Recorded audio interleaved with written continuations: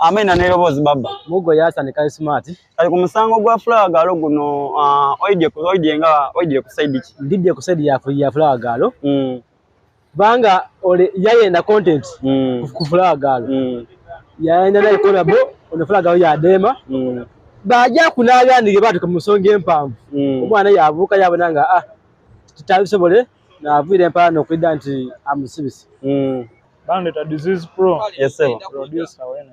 Omusango guno oidire ku side ki.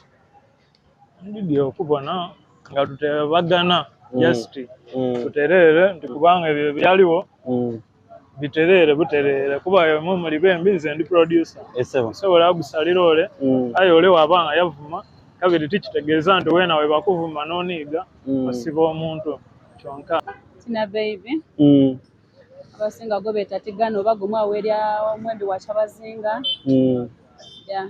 So omusango guno tujje ku misango ogwegire ku side ki. Sende Team Flower Galo wena. Team Flower Galo mateka. Team Innocent side. Amaina nerobozi ninze Black Bean akadandali akairugavu. Oli team ki ku musango gwa Flower Galo.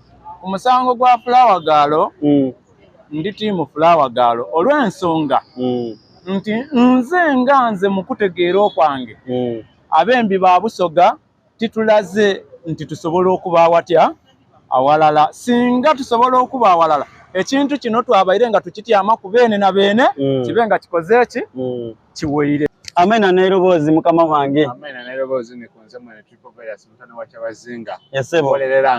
Nkolera nkende. Mwene. Kati mpera nkolera nkende. Yesebo. Nenze okuboza ko ku musango guli wane n'oga Flaga tuliganga. Oliko oidire ku side yani. Nze side ndidire abantu bana kuba ba member ba. Ya bana bembi so. Ate bana mikwano jange ndidie. So amena nerobozi baba. Amena nerobozi banda siniyaga ucho engabo ya Busoga. Asiniyaga ucho oli ku side da kuba n'abembi aba be side ki. Oli team ki.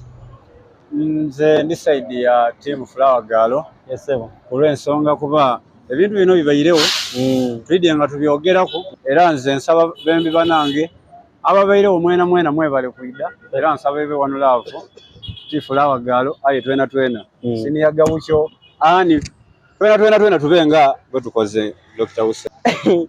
Musadde no mweta Smart D. Amazima ga Smart D kankwambaza akantu kana kadoko oli memale.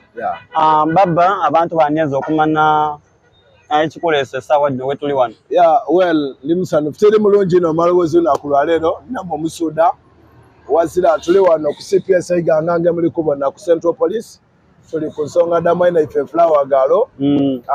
Ebintu bino bidye biranda mpola wazira bino ebintu biri mu ife bene na bene ezira muntu yavire Kampala na idasi wa Flower Galo kiri mu ife na bene aye tuli kulema o controlling excitement tuli kulemerwa o controlling excitement na okukola ekituufu ekikoze ekisaanire bana tukole music tu promoting music tuve ku bintu ebyokwesunasuna nti mwine wabaka ali kujja maiso bwabakoli mukuba wena mwegeje kubwegeje balaja muki mu maiso ayi buti tuli ku bintu bya police bili kutwala ku time bili twala ko obwire n'ebintu ebindi bakoba kintu kirala nti tugemagane Abasoga okugemagana kujja tutusawala wengwire ku mudongole yazo eranga nagemye nakatabo kana ndooza nikuba mugwe baweire omulimo gwo kusonda sente.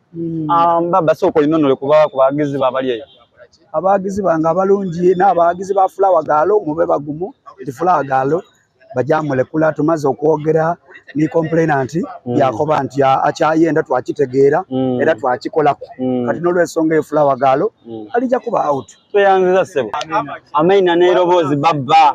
Nikunze omubede kulude masi ayezeba nkasobola okwinanola abantu kasobola bwatuviri n'owulira erobozi lya muvudu muko straight over ni waliwo ne yanko bamwe tuli ba Luganda nakanti tuli ba Luganda obuviri ali wakuba wesheni kijeno kiti esheni beshijeno kiti buli wokola sente ojja ofunanga kereta wa mwanga ku bano so tutwatu ku musango gwa Flower Galo baba nebaza abantu mwena abagezizako kuba alala nife kitugaita ku kinene ina bembi Abasoga bwabao ni bava ensonga dona edigema ku bembi banaife tuveyo tutayo amani nebaza nenda bovano kubira ku omusada gobeta manager mutuye n'amasagali y'isimu atuwereze emitwalo 2 era dituse mundyanga adibisisa ku simu yange mvadi wa yazo yanziza manager mutuye wewe oyo yasalawo ekigemagana ku bembi era nkobye yakoba ati baba ekyetaagisa kyona tumukobere Tuyanziza ku oludde masi. nsaba abantu mweme n'abali eyo bwe kigema leero kiri ku Flower Girl Radio kiri kwiwe n'ekindi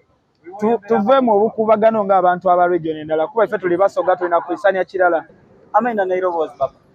King wa Bobby, a man with no fear, one army. Yes. Kati sawa dino abantu bamaze okwetematemu obubondo. Oli kabondo ki ku musango guliwo. Akabondo kendi kundi team Flower Girl.